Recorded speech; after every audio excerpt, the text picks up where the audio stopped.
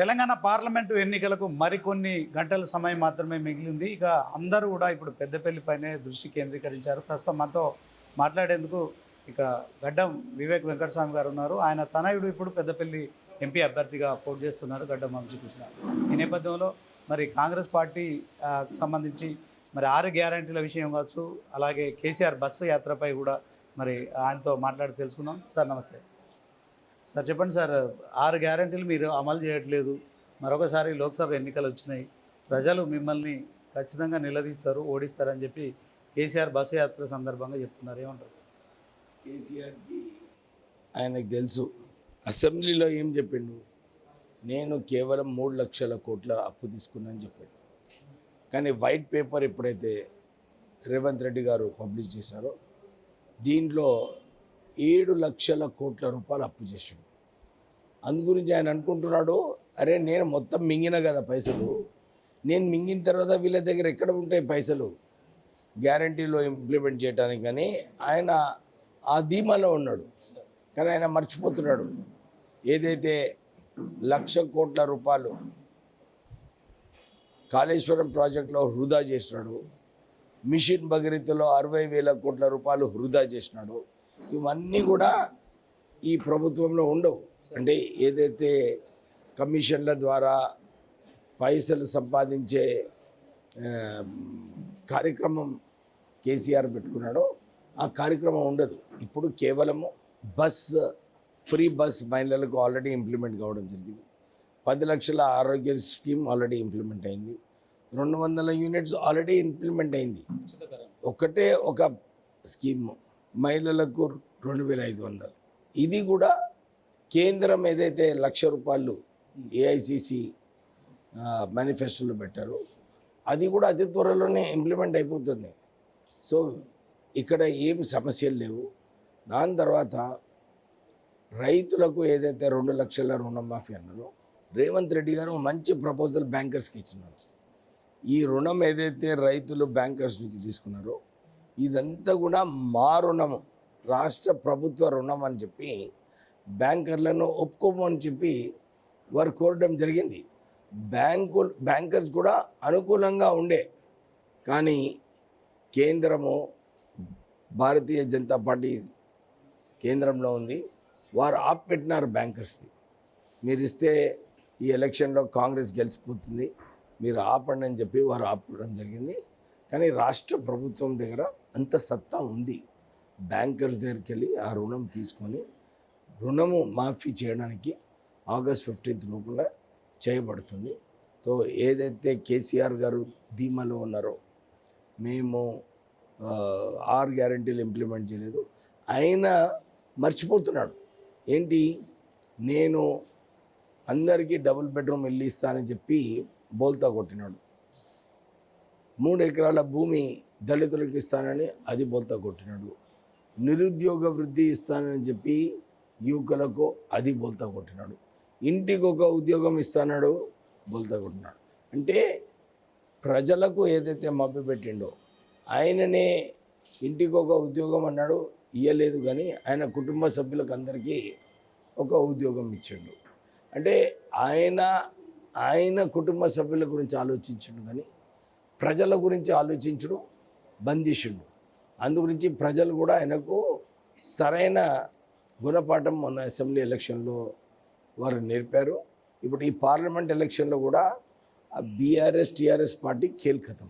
నిన్న బస్సు యాత్ర చేస్తూ ఏదైతే రామగుండం పారిశ్రామిక ప్రాంతంలో కేసీఆర్ ఈ యొక్క బొగ్గు గనులు అన్నింటినీ కూడా కాంగ్రెస్ బీజేపీ 2 కలిసి కూడా ఆదానికి కట్టబెడతాయని చెప్పి కూడా మాట్లాడుతున్నారు. అసలు ఈ అన్నిట్లో కూడా కేసీఆర్ కీలకమైన పాత్ర ఉంది. తెలంగాణ ఉద్యమంలో మేమందరం కూడా అప్పుడు సింగరేణి సంస్థకు ఏదైతే రావాలో తాడ్చల్ల మైన్స్ దీన్ని ప్రైవేటైజేషన్ చేయొద్దు అని చెప్పి అప్పుడు అడ్డుకున్నాం, ఏఎంఆర్కి ఈ మైన్స్ ఇవ్వద్దని. కానీ కేసీఆర్ ఒక డీల్ చేసి ఆయననే వయా ట్రాన్స్కో ద్వారా మళ్ళీ ఏఎంఆర్కే ఇచ్చిండు. అంటే ఈ ప్రైవేటైజేషన్లో ఏదైతే ఆయన కీలకమైన పాత్ర వేసిండో ఆయన్నే తాడ్చల్లా మైన్స్ని ప్రైవేటైజేషన్ చేయడం జరిగింది. అదే సింగరేణికి ఇచ్చినుంటే ఈరోజు వారి ఏదైతే సింగరేణి సంస్థలో ఎక్స్పర్టీస్ ఉందో, వాళ్ళ దగ్గర ఫైనాన్షియల్ బ్యాక్గ్రౌండ్ ఉందో, అవన్నీ కూడా సింగరేణి సంస్థకే లాభం పొందారు. ఇప్పుడు ఒరిస్సా దగ్గర 3 మైన్స్ సింగరేణి తీసుకుంది, అది సింగరేణి సంస్థకు యూస్ఫుల్. ఈ అసలు ఎప్పుడు కూడా సింగరేణి ఇండిపెండెంట్ సంస్థ, కాంగ్రెస్ ప్రభుత్వంలో సరైన పరిపాలన సింగరేణి సంస్థకు చేసినాడు. అసలు కేసీఆర్ లూటీ చేసినాడు సింగరేణికి. 22,000 కోట్ల రూపాయలు ఏదైతే సింగరేణి డబ్బులు ఉన్నాయో అది కూడా మింగిండు. ఈ 7 లక్షల కోట్ల మింగుడు ఒకటి, ఈ 22,000 కోట్లు సింగరేణి అవి. అంటే ఆయన కేవలం అన్నీ కూడా దుర్వినియోగం చేసే కార్యక్రమంలో కేసీఆర్ పనిచేస్తున్నాడు. వచ్చే కాలంలో నిజంగా కరెక్ట్ సిచ్యువేషన్ మనకు తెలుస్తుంది. సింగరేణి సంస్థ ఇండిపెండెంట్ ఉంటుంది. సింగరేణి సంస్థ కాంట్రాక్ట్ ఉద్యోగాలు పెంచాలి. ఎక్స్ట్రా 1,200 మెగావాట్ల పవర్ ప్లాంట్ ఎక్స్పాన్షన్ సింగరేణి సంస్థ చేస్తుంది. ఎక్స్ట్రా గనులు కూడా తొందరగా తాడ్చల్లలో ఎక్స్పాన్షన్లో అది సింగరేణి సంస్థకి ఇస్తుంది రాష్ట్ర ప్రభుత్వం. అంటే అన్ని చోట్ల కూడా సింగరేణి సంస్థకు ఇంకా స్ట్రాంగ్ చేసే విధానంగా కాంగ్రెస్ పనిచేస్తుంది. కాంగ్రెస్ హయాంలోనే అసలు రామగుండంలో 27,000 పట్టాలు ఇచ్చిండ్రు కార్మికులకు. సొంతింటి కళ ఏదైతే సింగరేణి కార్మికులకు ఉన్నదో అది కాంగ్రెస్ పార్టీ నెరవేరుస్తుంది. వివేక్ వెంకటస్వామి ఇప్పుడు బీఆర్ఎస్ కుటుంబ పాలన గురించి మాట్లాడుతున్నారు, కానీ ఆయన ఇంట్లోనే ఇప్పుడు 3 ఉద్యోగాలు, అంటే ఇద్దరు ఆల్రెడీ మీరు ఎమ్మెల్యేలు ఉన్నారు, ఇప్పుడు మీ తనయునికి ఎంపీ టికెట్ ఇచ్చారు అని చెప్పి బీఆర్ఎస్ పార్టీకి సంబంధించిన అభ్యర్థి ఎంపీ అభ్యర్థి కొప్పులీశ్వర్ అంటున్నారు. సో తాను ఒక భూగర్భ కార్మికుడిని, ఆయన ఒక ఆగర్భ శ్రీమంతుడు, సో డబ్బులు పెట్టి ఎంపీగా కొడుకు టికెట్ ఇప్పించుకొని గెలుపుదామనుకుంటున్నాడని ఆరోపణలు చేస్తారు. ఒక్క విషయం గుర్తుంచుకోవాలి, ఈశ్వర్ గారు నా మీద ఆరోపణలు చేస్తుండా లేకుంటే కేసీఆర్ పైన ఆరోపణలు చేస్తున్నా, ఆయన విమర్శించుకోవాలి. కేసీఆర్కి టికెట్టు, కేటీఆర్కి టికెట్టు, కవితకి టికెట్టు, హరీష్ రావుకి టికెట్టు, సంతోష్కి టికెట్టు, వినోద్ కుమార్కి టికెట్టు, 6 టికెట్లు ఇచ్చిన ఘనత వాళ్ళదున్నది. ఓడిపోయిన తర్వాత కవిత, వినోద్ కుమార్ ఓడిపోయిన తర్వాత వాళ్ళను ఒకళ్ళని ఎమ్మెల్సీ చేయడము, ఒకళ్ళను డిప్యూటీ ప్లానింగ్ కమిషన్ చైర్మన్ చేయడం చేసి క్యాబినెట్ హోదా ఇవ్వడం. మేము కేవలము ఎమ్మెల్యే ఎంపీ ప్రజలు గెలిచే సీటీవీ చెన్నూరు నియోజకవర్గంలో 15 సంవత్సరాలు కాంగ్రెస్ పార్టీ గెలవలేదు. కేవలము కాకా కొడుకు వివేకే సుమన్ని ఓడించవచ్చని కాంగ్రెస్ పార్టీ గమనించి నాకు టికెట్ ఇచ్చింది. ప్రజలు కూడా ఆదరించి 37,000 ఓట్లతోని గెలిపించడం జరిగింది. నేను కేవలం 22 రోజులు క్యాంపెయిన్ చేసిన బెల్లంపల్లిలో కూడా, అక్కడ కూడా కాంగ్రెస్ పార్టీ 15 సంవత్సరాలు గెలవలేదు. మా నాన్నగారు ఈ ప్రాంతంలో పెద్దపల్లి పార్లమెంట్ నియోజకవర్గంలో అనేక సేవలు చేశారు. సింగరేణి సంస్థను కాపాడి 1,00,000 ఉద్యోగాలు కాపాడారు. 1995లో ఎన్టీపీసీ నుంచి 600 కోట్ల రూపాయల లోన్ తీసుకొచ్చి ఆ సంస్థనే కాపాడింది కాకా వెంకటస్వామి గారు. జైపూర్ పవర్ ప్లాంట్ తెచ్చింది కాకా వెంకటస్వామి గారు. రామగుండం ఫర్టిలైజర్ కార్పొరేషన్, అసలు ఆ రోజులలో 6 ఫర్టిలైజర్ ప్లాంట్స్ ఉండే. 6 ఫర్టిలైజర్ ప్లాంట్స్లో కేవలం 2 రీఓపెన్ అయింది. అది కేవలం నా కృషి వలన.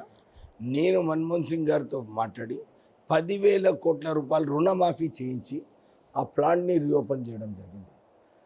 ఒక కొత్త intercity railway train Secunderabad to Bellampalli and back, 2 railway over bridges Ramagundam, Ramakrishnapur, important train stops Peddapalli parliament నియోజకవర్గాలలో నేను చేయించినాను. తెలంగాణ ఉద్యమంలో తీవ్రంగా కొట్లాడుతూ దాంతోపాటు పెద్దపల్లి పార్లమెంట్ కాన్స్టిట్యున్సీలో 400 కోట్లు డ్రింకింగ్ వాటర్ సప్లై స్కీమ్స్, 400 కోట్లు రోడ్స్ కోసము ఖర్చు పెట్టిన ఘనత నాది. ప్రజలు కూడా గమనిస్తున్నారు. ఈ 10 సంవత్సరాలు ఎక్కడైతే నేను లేనో 5 సంవత్సరాలు సుమన్ ఎంపీగా ఉండే, 5 సంవత్సరాలు వెంకటేష్ నేత ఎంపీగా ఉండే. వీళ్ళు ఎంపీగా ఉన్నప్పుడు ఏం పని చేస్తున్నారు ప్రజలు చూస్తున్నారు. మేము ఎంపీగా ఉన్నప్పుడు ఏం పని చేసినామో చూసినాము. మేము సత్తాలో లేనప్పుడు కూడా ఈ 10 సంవత్సరాలు ఇతర వాళ్ళు ఎంపీగా ఉన్నప్పుడు కూడా మా విశాఖ చారిటబుల్ ట్రస్ట్ ద్వారా మేము 2,000 బోర్వెల్స్ ఇచ్చాం. పెద్దపల్లి పాలన 2,000 స్కూళ్ళలో ఫర్నిచర్ ఇచ్చాం. అంటే ప్రజలతో కలిసి మేము పనిచేయడం జరిగింది. సో ప్రజలు ఈ ప్రాంతంలో అంటే నిజంగానే మా అభివృద్ధి కావాలంటే కాకా వెంకటస్వామి గారు అవినీతి లేకుండా ఇన్ని సంవత్సరాలు పనిచేసినాడు, ఒక మంచి పేరు సంపాదించినారు. ప్రజలకు ఒక నమ్మకం ఉంది కాకా వెంకటస్వామి అంటే. అట్లానే ఆ నమ్మకం నేను కూడా ఎంపీగా ఉన్నప్పుడు ప్రజలతో నుండి ఆ ప్రేమ నేను పొందగలిగినాను. ఈరోజు వంశీకి ఇంత పాజిటివ్ రెస్పాన్స్ ఉన్నదంటే ఇది కేవలం వారి హయాం నుంచి ఏదైతే మేము ప్రజాసేవ చేసుకుంటూ వచ్చినామో ప్రజలు అది గుర్తించి మాకు ఆదరిస్తున్నారు. సో ఇక్కడ మేము ఓడిపోయి ఒక నామినేటెడ్ పోస్ట్ తీసుకోలేదు. రెండోది పోయి మంత్రి పదవి తీసుకొని దుర్వినియోగం చేయలేదు. వాళ్ళు ఎట్లయితే చేసినారో కవిత లిక్కర్ స్కాము, కేటీఆర్ అందరూ తెలుసు ఫోన్ ట్యాపింగ్లో ఎవరితో ఏం సంబంధాలు ఉన్నాయి. ఇప్పుడు ఈశ్వర్ మాకు 3 అన్నారు, ఆయన ఒక్కఆయననే 2 టికెట్లు తీసుకున్నాడు. ధర్మపురి ఓడిపోయినాడు, మళ్ళీ ఎంపీగా వచ్చాడు. ఆయనే 2 తీసుకున్నాడు టికెట్లు. ఆయన కాంట్రిబ్యూషన్ లేదని ధర్మపురిలో ప్రజలు ఓడించినారు. మళ్ళీ ఎంపీగా ఏమని టికెట్ తీసుకున్నాడు, ఇంకొకరికి ఇవ్వచ్చు కదా. అసలు ఆయన ఫ్రస్ట్రేషన్తో ఆయన ఒకవైపు కేసీఆర్ని క్రిటిసైజ్ చేస్తున్నావు, నువ్వు 6 టికెట్లు ఇచ్చినావు నీ కుటుంబానికి అని. ఒకవైపు ఆయన గురించి కూడా ఆయన ఎక్స్పోజ్ చేసుకున్నాడు. ఆయన నేను కార్మికుడి కొడుకు అంటున్నాడు. నిజంగా కార్మికుడి కొడుకు అయితే ఏం చేసినావు సింగరేణికి? టీఆర్ఎస్ ప్రభుత్వము సింగరేణిలో 62,000 ఉద్యోగాలు ఉంటే ఈరోజు 39,000 ఉద్యోగాలు ఉన్నాయి. అంటే సుమారు 23,000 ఉద్యోగాలు టీఆర్ఎస్ ప్రభుత్వంలో బర్తరఫ్ చేసినారు. నువ్వు మంత్రిగా ఉండి ఏం చేసినావు కార్మికులకు? కాంగ్రెస్ పార్టీ వస్తేనే యాక్సిడెంటల్ ఇన్సూరెన్స్ స్కీమ్లో ₹1,00,00,000 ఇస్తుంది. నువ్వు మంత్రిగా ఏం చేసినావు? ఒక్కసారన్నా రామగుండం పోయి రామగుండం ప్రజల్ని కలిసి వాళ్ళ సమస్యలు ఏమున్నాయి అని కనుక్కున్నారా? లేదు. కేవలం ఆయన మంత్రి పదవి గురించి ఆలోచించుకున్నాడు. సరే, ఆయన మంత్రి ఉండే ప్రజలే మీరు చూస్తున్నారు ఏదైతే రెస్పాన్స్ ఉందో ఎలక్షన్లో అన్ని చోట్ల కూడా టీఆర్ఎస్ పార్టీ ఖాళీ అయిపోతుంది. ఓకే సార్, కాంగ్రెస్ ప్రభుత్వం వచ్చింది, మరొకసారి కరువు వచ్చింది, మీరు కట్టిన ఎల్లంపల్లి ప్రాజెక్టు కూడా ఎండిపోయింది, ఇప్పుడు తాగునీటికి కూడా చాలా ఇబ్బందులు ఉన్నాయి, ఏం చెప్తారు? నువ్వే అన్నావు ఇప్పుడు ఏమని, కరువు ఉందని. ఆ కరువు ఎప్పుడు వచ్చింది? కేసీఆర్ ముఖ్యమంత్రి ఉన్నప్పుడు కరువు వచ్చింది, కాంగ్రెస్ ఉన్నప్పుడు కరువు రాలేదు. అప్పుడే August 15th పోయిన సంవత్సరము కేసీఆర్ ముఖ్యమంత్రి ఉన్నప్పుడు కరువు రావడం జరిగింది. మంచినీటి కొరత, సాగునీటి కొరత ఉందని అందరికీ తెలుసు. మేము కూడా ఎలక్షన్ క్యాంపెయిన్లో చూసిన తర్వాత ముఖ్యమంత్రి గారికి ఇదే చెప్పాను, సార్ ఇక్కడ మంచినీటి కరువు ఉంటుంది, సాగునీటి కరువు ఉంటుంది, ఏదో ఒకటి చేయాలని చెప్పడం జరిగింది. వారు ఇమ్మీడియట్లీ స్పందించి స్పెషల్ డెవలప్మెంట్ ఫండ్లో ₹1,00,00,000 మీరు మంచినీటికి పెట్టండి అని చెప్పి వారు స్పెషల్ అలొకేషన్ ఇచ్చిండు. ఇంకా ఎక్కువ కావాలనుకున్నా కానీ SDF నుంచి మీరు తీసుకోవచ్చు అని చెప్పి కూడా ఆదేశాలు ఇచ్చారు. మా నియోజకవర్గంలో చాలా మట్టుకి సొల్యూషన్ మంచినీటి కరువు గురించి రిజాల్వ్ అవుతుంది. కొన్ని చోట్ల చేయలేకపోయినాము ఎలక్షన్ కోడ్ రావడం వల్ల. ఎలక్షన్ కోడ్ అయిన తర్వాత అందరికీ కూడా మంచినీటి సరఫరా కాంగ్రెస్కు ఒక ప్రణాళిక లేదు, సాగునీటిని వాడుకోవడంలో వాళ్ళు విఫలమైపోయారు. అందుకే రాష్ట్రంలో 20 లక్షల ఎకరాల పంట నష్టపోయింది. కాళేశ్వరంలో మేడిగడ్డ నుంచి కాకుండా ఏదైతే ఫ్లోగా అవుతున్న వాటర్ను కూడా కన్నపల్లి పంప్ హౌస్ల ద్వారా ఎత్తిపోసుకోవచ్చు, ప్రాజెక్టులు రిజర్వాయర్లు నింపుకోవచ్చు. మీకు ఇది ఆలోచన రావట్లేదు అనుకుంటే? అంటే కేసీఆర్ గారు పాపం ఎప్పుడు కూడా రాత్రిపూట నిర్ణయాలు తీసుకుంటాడు ఆయన. ప్రాణహిత చెవెళ్ళ తుమ్మడిగట్ట నుంచి ఏదైతే కాకా వెంకటస్వామి గారు అప్పుడు ఐడియా ఇచ్చి శాంక్షన్ చేయించి పనులు కూడా 11,000 కోట్ల పని పూర్తి చేయలేం. కేవలం 22,000 కోట్లు ఖర్చు పెట్టినుంటే ఆ ప్రాజెక్ట్ పూర్తిగా అయ్యేది. ఈరోజు ఈ పరిస్థితి ఉండకపోయేది. కానీ కేవలము కమిషన్ల కోసము ప్రజాధనంని దుర్వినియోగం చేయడానికి కేసీఆర్ ఈ ప్రాజెక్ట్ని తీసుకెళ్ళి అక్కడ పెట్టాడు. అక్కడ పెట్టి కూడా సరిగా ప్రాజెక్ట్ కట్టలేదు. ఆయన్ని అన్నాడు గొప్పగా, నేనే రాత్రి పగలు చదివి ఇంజనీర్గా నేను ఈ ప్రాజెక్ట్ కట్టిన అన్నాడు. మరి ఇంత పెద్ద ఇంజనీర్ ఉండి కన్నెపల్లి మోటార్సే మునిగిపోయినాయి. నీకు తెలుసు, శ్రీనివాస్ చాలా పెద్ద స్టోరీలు రాసిండు ఆ రోజులలో. ఇప్పుడు ఈ పిల్లర్లు కూడా కునికిపోతున్నాయి. రేపు ప్రాజెక్ట్ ఏం కూలిపోయిందనుకో ప్రజలకు ఎంత ఇబ్బంది అవుతుంది. ఇది కేంద్ర ప్రభుత్వం ఆల్రెడీ ఒక కమిటీ వేసింది. సరైన నిర్ణయం తీసుకోవడానికి కేంద్ర ప్రభుత్వమే దాంట్లో జోక్యం చేసుకొని నిర్ణయించాలి. రాష్ట్ర ప్రభుత్వం వెరీ క్లారిటీతో ఉన్నారు. ఏదైతే ఎక్స్పర్ట్స్ దీనికి అడ్వైజ్ చేస్తారో దాని ప్రకారంగా ఒకవైపు ప్రాజెక్ట్ కూలిపోయే పరిస్థితి, ఒకవైపు కేసీఆర్ అంటున్నాడు చేయదు. నువ్వు సరిగా ప్రాజెక్ట్ కట్టునుంటే ఈ ప్రాబ్లం ఉండేది కాదు. కానీ ఆయన సరిగా ప్రాజెక్ట్ కట్టలేదు. నిర్మాణ సంస్థ అసలు కేసీఆర్ని ప్రాసిక్యూట్ చేయాలి. ఎందుకు ప్రాణహిత చెవెలలో 11 ఇప్పుడు ప్రాసిక్యూట్ చేస్తారా కాళేశ్వరం విషయం? ఇప్పుడు ఆయన గవర్నమెంట్లో లేడు. డెఫినెట్లీ ఆయన మీద చర్యలు అయితే డెఫినెట్లీ తీసుకోవాలి. కేంద్రము రిపోర్ట్ ఇచ్చిన తర్వాత, డిజాస్టర్ మేనేజ్మెంట్ కమిటీ రిపోర్ట్ ఇచ్చిన తర్వాత నిర్ణయాలు తీసుకుంటాం. ఇంకో విషయం, నిర్మాణ సంస్థ కూడా నిర్వహణ వ్యయం మేము భరిస్తాం, కాపర్ డ్యామ్ కడతాము, కాళేశ్వరం ప్రాజెక్టును మళ్ళీ పునరుద్ధరించుకునే అవకాశం ఉందంటున్నారు. మీ ప్రభుత్వ వైఖరి ఎలా ఉంటుంది? ఇప్పుడు దీంట్లో ఇప్పుడే చెప్పినాము, నేషనల్ డ్యామ్ సెట్ వాళ్ళు ఒక రిపోర్ట్ ఇవ్వబోతున్నారు. మనము వాళ్ళు ఇచ్చే ముందే మనం ఒక నిర్ణయం తీసుకుంటే అది కరెక్ట్ పద్ధతి కాదు. అది కేసీఆర్ చేసేవాడు. ఆయన ఐడియాస్ వస్తుండే రాత్రిపూట, పొద్దునే ఏదో ఒకటి నిర్ణయం తీసుకొని అనౌన్స్ చేస్తుండే. అందుగురించి రాష్ట్రాన్ని అప్పుల రాష్ట్రం 7 లక్షల కోట్ల అప్పు చేసినాడు. సరైన అసెట్స్ లేవు. ఆయన అసెట్స్ పెరిగినాయి కేసీఆర్ది, కానీ రాష్ట్ర అసెట్స్ పెరగలేదు. రాష్ట్రం అప్పుల పాలైపోయింది. ఇది కేవలం కేసీఆర్ తప్పుడు నిర్ణయాల వల్ల.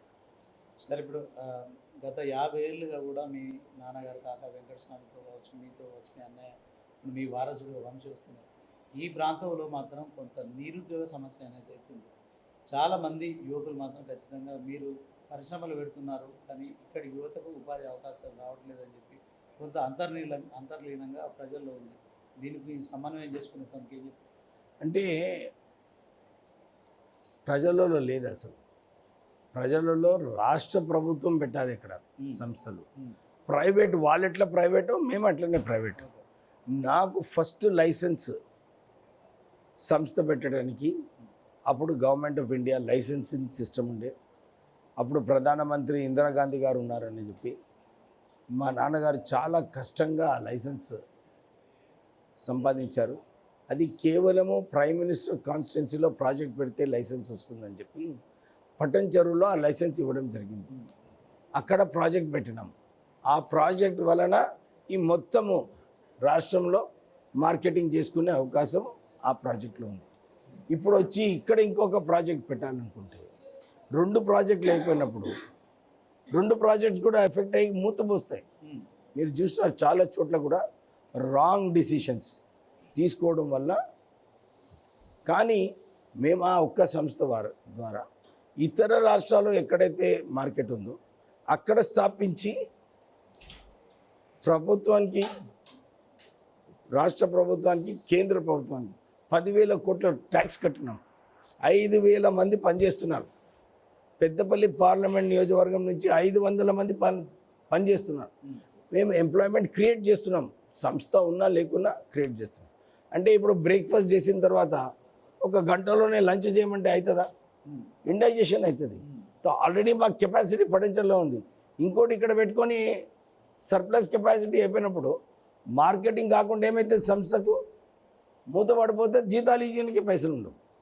కానీ మేము జీతాలు ఇస్తున్నాము, సంస్థ మంచిగా నడిపిస్తున్నాము, రాష్ట్రానికి ట్యాక్సెస్ కడుతున్నాం. ఈ రాజకీయ నాయకులు ఏదైతే నా మీద ఈ విమర్శలు చేస్తున్నారు, వాళ్ళు ఏం కాంట్రిబ్యూట్ చేస్తున్నారు, వాళ్ళు అది చెప్పట్లేదు. వాళ్ళు కూడా ఇప్పుడు ఈశ్వరే ఉన్నాడు, కార్మిక నాయకుడు కొడుకు, ఆయన జీతం ఎంత ఉంటుందయ్యా? ఇన్ని ఆస్తులు ఎక్కడి నుంచి వచ్చినాయి? నేనైతే ఒక ఇండస్ట్రీ పెట్టి ఆస్తులకు సంబంధించిన ట్యాక్స్ పే చేస్తున్నాను. ఆయన ఎంత ట్యాక్స్ పే చేసాడు ఇప్పటివరకు? అది మీరు ప్రశ్నించాలి, నేను కాదు. ఓకే సార్, ఇప్పుడు వాస్తవానికి మీరు అన్నట్టు మీకు సంబంధించిన ప్రైవేట్ ఫ్యాక్టరీలు నెలకొల్పడం కాకుండా ఏంటి ఇంకోటి, ఈ ప్రాంతంలో మెయిన్లీ బొగ్గు గని రిసోర్సెస్ ఉన్నాయి. ఇక్కడ బొగ్గు గనికి సంబంధించిన ఫ్యాక్టరీలు పెట్టాలంటే కేంద్రం అన్న రాష్ట్రం అన్న పెట్టచ్చు. ప్రైవేట్ సెక్టర్లో లేదు. ప్రైవేట్ సెక్టర్లో కేవలం ఇక్కడ మార్కెట్కి ఏం అవసరమో ఈ మార్కెట్ అవసరం ఉన్న దగ్గర మంచిగా పరిశ్రమ నడిపించి ఇక్కడ ప్రజలకు ఉపయోగపడేలాగా చేయాలి. ఇక్కడ బొగ్గు గని ఉందని చెప్పి ఇప్పుడు వంశీ గారు ఆల్రెడీ ప్రామిస్ చేసిండు. మేము రాష్ట్ర ప్రభుత్వ సంస్థలు ఇక్కడ తీసుకురానికి ప్రయత్నాలు చేస్తాము. నేను ఆల్రెడీ సింగరేణి సంస్థలో కేవలం లోకల్ ఎంప్లాయ్మెంట్ ఇవ్వాలని చెప్పి 80% వరకు ఆల్రెడీ జియో తీసుకురావడం జరిగింది. దీనివల్ల 5,000 ఉద్యోగాలు లోకల్ క్రియేట్ అవుతాయి. జైపూర్ పవర్ ప్లాంట్ అది ఆల్రెడీ శాంక్షన్ అయింది. అది ఇంప్లిమెంట్ చేసే వరకు దాంట్లో ఒక 5,000 ఉద్యోగాలు వస్తాయి. తర్వాత స్కిల్ డెవలప్మెంట్ సెంటర్ మందమరిలో స్టార్ట్ చేస్తాం. దీనివలన ఒక 5,000 ఉద్యోగాలు కల్పిస్తాం. అంటే ప్రజలకు ఇక్కడ ఎంపవర్మెంట్ చేయడానికి, వాళ్ళు ఇక్కడ నిజంగా చూసుకుంటే మంచిర్యాలలో కూడా ఒక మంచి టెక్నీషియన్ దొరకడు, మళ్ళీ హైదరాబాద్ నుంచి పిలిపియాలి. ఎందుకు హైదరాబాద్ నుంచి పిలిపియాలి? మనం ఇక్కడ మంచిగా స్కిల్ డెవలప్మెంట్ సెంటర్లో వారికి ట్రైనింగ్ ఇస్తే వాళ్ళే ఇక్కడ ఉద్యోగాలు కల్పిస్తాం. So that is also a big contribution. అది మేము చేయబోతున్నాం. ఓకే సార్, మీరు రామగుండం ఫెర్టిలైజర్ కార్పొరేషన్ కోసం కొట్లాడారు, కానీ ఆశించిన స్థాయిలో ఉద్యోగాలు రాలేదు. అలాగే మరి దేశానికి వెలుగు దివ్వగా ఉన్న ఎన్టీపీసీలో కూడా ఈ ఉద్యోగాలు పెంచట్లేదు. అంటే ఇంకా దీన్ని ఎక్స్పాన్షన్ చేసే అవకాశం ఉందా ఉద్యోగాలు వచ్చే పరిస్థితి? అంటే రామగుండం ఫర్టిలైజర్ కార్పొరేషన్లో ప్రజలందరూ కూడా చదివినారు. అప్పుడు టీఆర్ఎస్ ఎమ్మెల్యేస్ ఏదైతే కుంభకోణం చేసినారో అక్కడ ఉద్యోగాలు అమ్ముకున్నారు. దాంట్లో ఈశ్వర్ది కూడా ఒక చెయ్యి ఉంది. ఎందుకంటే ఆయన మంత్రి పదవిలో ఉన్నాడు. ఆయన బాధ్యత ఈ ప్రాంతంలో ఇలాంటి తప్పులు అయినప్పుడు సరిదిద్దుకునే బాధ్యత అనేది. కానీ వాళ్ళందరూ టీఆర్ఎస్ నాయకులు ఉద్యోగాలు అమ్ముకున్నారు. లేకపోతే అక్కడంతా లోకల్ ఎంప్లాయ్మెంట్ అయ్యి మంచిగా లోకల్ పబ్లిక్ అందరు కూడా హ్యాపీగా అయిపోయేవారు. ఇది కేవలము టీఆర్ఎస్ నిర్లక్ష్యం వల్ల కావడం. ఇప్పుడు కాళేశ్వరం ప్రాజెక్టు డ్యామ్ సేఫ్టీ అధికారులు, నేషనల్ డ్యామ్ సేఫ్టీ అధికారులు పనికిరాదు. తమిళనాడు దగ్గర అదే ప్రాజెక్టును పునర్నిర్మిస్తారా? డెఫినెట్లీ చేసేది అవసరం ఉన్నది. ఎందుకంటే ఆ ప్రాజెక్ట్ పెట్టినప్పుడే ఇక్కడ ఈ ప్రాంత ప్రజలు, ఆదిలాబాద్ మంచిర్యాల్ ప్రాంత ప్రజలకు సాగునీరు, మంచినీటి సౌకర్యం కల్పించాలంటే అదే ప్రాజెక్ట్ ఇంకా రెలవెంట్ ఉంది. ఆ ప్రాజెక్ట్లో ఈ హైట్ ఏదైతే పెంచాలి అని ఆ రోజులలో అనుకోవడము, ఇంకా ఎక్కువ నీళ్ళు తీసుకురావడానికి ఇప్పుడు అంత నీళ్ళు అవసరం లేదు. ఎందుకంటే ఇక్కడ వరకు ఎల్లంపల్లి వరకే సరిపోతుంది. అంతేగాక ఆ రోజులలో కూడా కేసీఆర్ ఒక 5,000 ఎకరాలు 5,000 కోట్ల రూపాయలు ఎక్స్ట్రా R&Rలు ఇచ్చినట్టే మహారాష్ట్ర కూడా ఒప్పుకునేది. ఎందుకంటే కేవలం 1,200 మందికి రీహాబిలిటేట్ చేసే అవసరం ఉండే. 5,000 కోట్లతో అది అయిపోయేది మొత్తం. కానీ కేవలము కాంట్రాక్టర్లకు, వారికి ధనవంతులు చేయడానికి, ఆయన ధనవంతుడు కావడానికి ఈ ప్రాజెక్ట్ అక్కడి నుంచి తీసుకెళ్ళి కాళేశ్వరంలో. సార్, ఫైనల్గా మీ అబ్బాయిని ఇక్కడ ఎంపీగా నిలబెట్టారు. ఈ పెద్దపల్లి పార్లమెంటు మీకు బాగా సుపరిచితమైన వ్యవస్థ. సో 7 కాన్స్టిట్యున్సీలో మీ ఎమ్మెల్యేలు ఉన్నారు. ఆల్రెడీ మీరు 6 గ్యారెంటీలు ఇచ్చారు. తర్వాత పాంచినాయ్ గ్యారెంటీ అన్నారు. తర్వాత లోకల్ మేనిఫెస్టో కూడా ఈ మధ్యకాలం నిన్న రిలీజ్ చేశారు. సో ఇవన్నిటినీ అమలు చేసే బాధ్యత మీరు తీసుకుంటారా? ఒక కరెక్షన్ నీకు, నేను నా కొడుకుకి టికెట్ ఇప్పించుకోలేదు. కాంగ్రెస్ పార్టీ 10 సార్లు సర్వే చేసినారు. ఇక్కడ 10 సార్లు సర్వే చేసినప్పుడు ప్రజలందరూ కూడా గుర్తించుకుంటున్నారు. కాగా టైము అభివృద్ధి ఎట్లయింది, నా టైంలో పని ఎట్లయింది, నేను ఎంపీగా లేనప్పుడు ఏం పనులు చేసినాను. అయితే పబ్లిక్కి ఒక కనెక్షన్ అయిపోయింది. వీళ్ళే పని చేయగలుగుతారు, వేరే వాళ్ళు ఉన్నప్పుడు ఎట్లా పని చేసినారు, మేము ఎంపీస్గా ఉన్నప్పుడు ఎట్లా పని చేసినారు. అంటే ఇక్కడ ఒక కాకా బ్రాండ్ పెద్దపల్లి పార్లమెంట్ నియోజకవర్గంలో కాకా బ్రాండ్ నడుస్తుంది. ఎందుకంటే కాకా గారు ఎప్పుడు కూడా అవినీతి లేకుండా ప్రజలకు సేవ చేయాలి. అందరూ కూడా ఇప్పుడు చాలామంది నాకు వచ్చి చెప్తూ ఉంటారు, సార్ వెంకటస్వామి గారు ఉన్నప్పుడు నాకు అక్కడ పోస్టింగ్ ఇప్పించారు, మన నక్సలైట్ ఫైరింగ్లో కూడా 4 చనిపోతే 7గురికి ఉద్యోగాలు కల్పించారు. అంటే ఒక స్ట్రాంగ్ బాండింగ్ ఉంది ఈ ప్రాంత ప్రజలకు మాకు.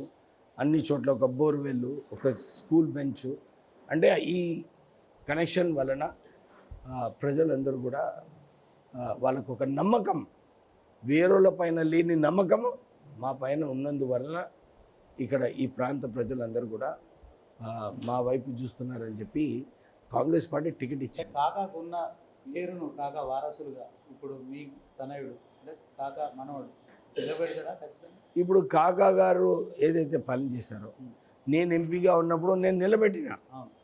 నేను అదే నిలబెట్టుకుంటే ఇప్పుడు వంశీకి టికెట్ వచ్చేది లేదు. కానీ నేను అది నిలబెట్టడం వల్ల తెలంగాణ ఉద్యమంలో కీలకమైన పాత్ర వేశాను. కేసీఆర్ని దించడంలో టాప్ మోస్ట్ రోల్ ప్లే చేశాను. మా కొడుకు కూడా అదే బాటలో ఆయన ఒక సొంత ఫ్యాక్టరీ పెట్టుకున్నాడు, 500 ఉద్యోగాలు కల్పించాడు. ఆయన ఇండిపెండెంట్గా, ఎందుకంటే ఆయన కాకా వెంకటస్వామి గారు ఏదైతే వాల్యూస్ విలువలు ఉన్నాయో అవన్నీ కూడా వారి అండదండలో ఉన్నప్పుడు వారు నేర్చుకున్నారు. సో అదే ప్రాక్టీస్ ఇక్కడ కూడా పెద్దపల్లి పార్లమెంట్ నియోజకవర్గంలో చేస్తారు.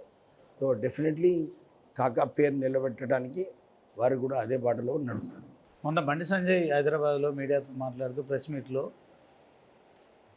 బీఆర్ఎస్ బీజేపీ రెండు కూడా ఒకటే, ఏదైతే టెలిఫోన్ ట్యాపింగ్లో చాలా డబ్బులను కూడా ఈ యొక్క ప్రభాకర్ రావు దగ్గర నుంచి తీసుకొని కరీంనగర్కి సంబంధించిన మంత్రి ప్రమేయం ఉంది. సో ఈ టెలిఫోన్ ట్యాపింగ్లో ఏదైతే దొరికిన డబ్బులు ఉన్నాయో వాటన్నిటిని కూడా మరి ఇప్పుడు ఎలక్షన్లో ఖర్చు పెడుతున్నారని ఆరోపణలు చేశారు. సార్ ఏం చెప్తారు? ఇప్పుడు టెలిఫోన్ ట్యాపింగ్ చేసింది కేసీఆర్, టెలిఫోన్ పోలీస్ని వాడుకుంది కేసీఆర్. కాంగ్రెస్ ప్రతిపక్షంలో ఉంది. కాంగ్రెస్ ఏం చేస్తుంది? అప్పుడు ఏం చేస్తుంది? ఇప్పుడు అధికారంలో ఉన్నారు సార్. ఇప్పుడు అధికారం డెఫినెట్లీ కేవలం పోలీస్ అధికారులు మాత్రమే ఎవరో ఒకళ్ళు జైలుకి పోతారు, ఎవరైతే ఆదేశాలు ఇచ్చారో టెలిఫోన్ ట్యాపింగ్లో. ఎందుకంటే యాక్చువల్లీ ఇది సెంట్రల్ యాక్ట్ ప్రకారంగా కేంద్రమే దీంట్లో నేను జోక్యం చేసుకోవాలి. ఫోన్ ట్యాపింగ్ కేసులో కేంద్రము జోక్యం చేసుకొని, ఎందుకంటే అప్పుడు మీరు అందరికీ గుర్తుండాలి, పార్లమెంట్లో కూడా ఇది పెద్ద చర్చ అయింది. అప్పుడు ఫోన్ ట్యాపింగ్ కేసులో కొన్ని చట్టాలు పాస్ చేసినారు. చీఫ్ సెక్రటరీ పర్మిషన్ లేకుంటే ఎక్కడ కూడా ఫోన్ ట్యాపింగ్ చేయొద్దని చెప్పింది. కేసీఆర్ విదేశాల నుంచి స్పెషల్ ఎక్విప్మెంట్ తెప్పించాడు, వితౌట్ ఎనీ పర్మిషన్ ఆయనే ఆదేశాల ద్వారా. అంటే కేంద్రమే దీంట్లో జోక్యం తీసుకోవాలి. అంటే ప్రధానమంత్రి రాష్ట్రానికి వచ్చినప్పుడు ముఖ్యమంత్రిగా రేవంత్ రెడ్డి ఆయనను సాధారణంగా ఆహ్వానించడం కావచ్చు, వీడ్కోలు చెప్పడం కావచ్చు, వేదికపై బడే బాయ్ చోటాబాయ్ అనడం కావచ్చు. రేవంత్ రెడ్డి కూడా రేపొద్దున గతంలో ఆర్ఎస్ఎస్లో ఆయన భావజాలం ఉంది కనుక మరి బీజేపీలోకి పోతాడని కావచ్చు, బడే బాయ్ చోటాబాయ్ కలిసే ఉన్నారని చెప్పి కూడా బీఆర్ఎస్ ఆరోపణలు చేస్తుంది. అరే బీజేపీకి ఎన్నో సీట్లు ఉన్నాయి? ఎన్ని ఉన్నాయి? 8 ఉన్నాయి. కాంగ్రెస్ పార్టీకి 64 ఉన్నాయి. అయితే ఆయన బీజేపీకి పోవడానికి అవకాశమే లేదు. ఇది కేవలం ఒక రాజకీయం ఆడుతున్నారు కానీ బద్నాం చేయడానికి కాంగ్రెస్ పార్టీకి ఈ ఆరోపణలో ఏమి నిజం లేదు. ఇది కేవలం ఒక స్పెక్యులేషన్, ఒక పిల్లల ఆటలాగా ఈ అలిగేషన్స్ పెడుతున్నారు. దాంట్లో డిస్కషన్ చేయడానికి కూడా సెన్స్లెస్ అన్నమాట. ఓకే సార్, ఫైనల్గా కొన్ని గంటల సమయం మాత్రమే ఉంది. ఈ పెద్దపల్లి పార్లమెంటు ఓటర్లకు మీ అప్పీల్ ఏంటి చెప్పండి. నేను మీ అందరికీ ఒకటే అప్పీల్ చేస్తున్నాను. మేము ఎప్పుడైతే ఎంపీగా ఉన్నామో ఈ ప్రాంత ప్రజలకు సేవ చేసిన సేవలు మీరు అందరూ కూడా దృష్టిలో పెట్టుకోవాలి. ఇతర ఎంపీస్ ఏం చేస్తున్నారో మీరు దృష్టిలో పెట్టుకోవాలి. ఈశ్వర్ ధర్మపురిలో గెలిచినప్పటికీ కూడా ధర్మపురి ప్రజలు ఆయనను ఓడించిండ్రు. ఎందుకు ఓడించిండ్రు? సరిగా పనిచేయలేదని ఓడించిండ్రు. ఇప్పుడు గుమాస్తా శ్రీనివాసు పాపం ఆయన మొదటిసారి సెకండ్ టైం నిలబడుతుండు. ఆయన ఫస్ట్ టైం గెలిచిన తర్వాత మళ్ళీ ఈ ప్రాంతానికి రాలేదు. ఈ ప్రాంతానికి రాక టచ్ లేదు ప్రజలతోని. వారు కూడా ఏం పని చేయలేరు బీజేపీ నుంచి. నిజంగా పని చేయగలుగుతారంటే ఇప్పుడు రాష్ట్ర ప్రభుత్వం కాంగ్రెస్ ప్రభుత్వం ఉంది. ఇప్పుడు నిన్న నేను రేవంత్ రెడ్డి గారితో మాకు నేత కాని సమాజానికి ఒక కార్పొరేషన్ కావాలి, ఒక చైర్మన్ కావాలి అని చెప్పినప్పుడు ఆయన ఉపకులాలకు ఎస్సీ ఉపకులాలకు ఒక చైర్మన్ ఇస్తానని ఒప్పుకున్నాడు. ఎందుకంటే నేత కానీలు మేజర్ పోర్షన్ ఈ ఉపకులాలలో ఎవరైతే మేజర్గా ఉన్నారో వాళ్ళకు చైర్మన్షిప్ ఇస్తానని చెప్పి ఆయన అనౌన్స్ చేసినాడు. కేంద్రం ఏం చేయగలుగుతుంది? ఏం చేయలేదు. దాంతోపాటు నేత కానికులకు హైదరాబాద్లో ఒక మంచి భవనం కట్టిస్తాం. వాళ్ళు హైదరాబాద్ వచ్చినప్పుడు వాళ్ళు మీటింగ్లు పెట్టుకోవచ్చు, ఉండొచ్చు.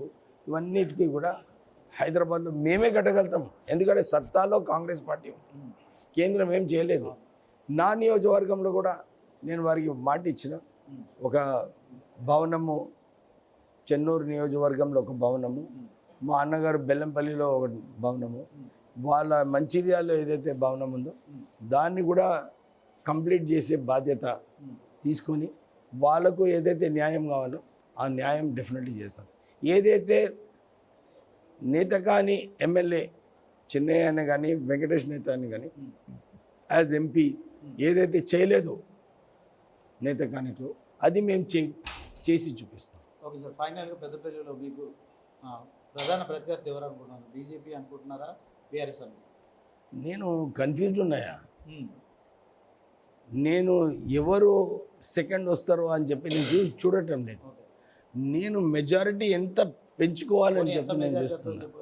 నేను స్పెక్యులేషన్ చేయ. నేను నా పనితోని వినయ, నేను నా పనితోని ప్రజల స్పందనతోని దాంతోనే వాస్తా నాకు. అయితే నేను ప్రజలకు ఒక నమ్మకం కలిగించడంలో, ప్రజలకు నా పనితోని విశ్వాసం కల్పించడంలో దీనిపైన నేను పనిచేస్తున్నాను.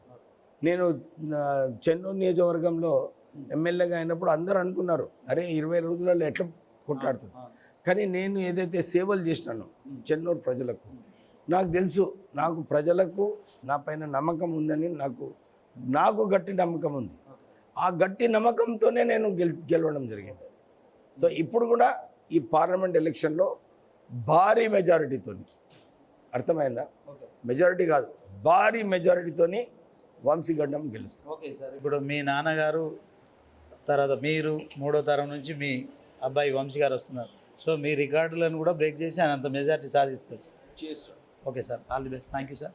సో ఇది ఇవాళ మరి నేనే ఎంపీ కార్యక్రమంలో మరి గడ్డం వంశీ నాన్నగారైన గడ్డం వివేక్ వెంకటస్వామి గారు చెప్తున్నారు, మా కుటుంబం చేసిన సేవ కావచ్చు, ఈ యొక్క అభివృద్ధి కార్యక్రమాలు కావచ్చు, ఇక్కడ మరి మా అన్నయ్యకు నాకు ఇక్కడి ప్రాంత ప్రజలు ఆదరించారు. అలాగే నా తనయుడైన వంశీని కూడా మరి ఆయనకు ఒక విజన్ ఉంది. ఆయన కూడా సోషల్గా చాలా బాగుంటున్నాడు, అభివృద్ధి కార్యక్రమాల్లో పాల్గొంటున్నాడు, చారిటబుల్ ట్రస్ట్ ద్వారా కూడా సేవా కార్యక్రమాలు చేస్తున్నాడు. కనుక ఖచ్చితంగా అదొక అర్హతగా భావిస్తున్నాం తప్ప ఇదేది నామినేటెడ్ పోస్ట్ కాదు. మేము ఇక్కడ కూడా డబ్బులు పెట్టి తెచ్చుకోవట్లేదు, ప్రజల మద్దతుకు వెళ్తున్నాం, ప్రజల మద్దతు మాకుంది. ఖచ్చితంగా కాంగ్రెస్ పార్టీ నుంచి టికెట్ మరి ఇచ్చిన అధిష్టానానికి మరి ఇక్కడి ఎంపీగా గెలిపించి మరి గతంలో కాకా వెంకటస్వామి కావచ్చు తనకు సంబంధించి మరి రికార్డులను కూడా బద్దలు కొడతాడు, ఖచ్చితంగా భారీ మెజార్టీ సాధిస్తాడనే విశ్వాసాన్ని వ్యక్తం చేస్తున్నారు. ఇది వాటి నేనేంపీ కార్యక్రమం. మరో కార్యక్రమంతో మళ్ళీ కలుస్తాం. Thank you.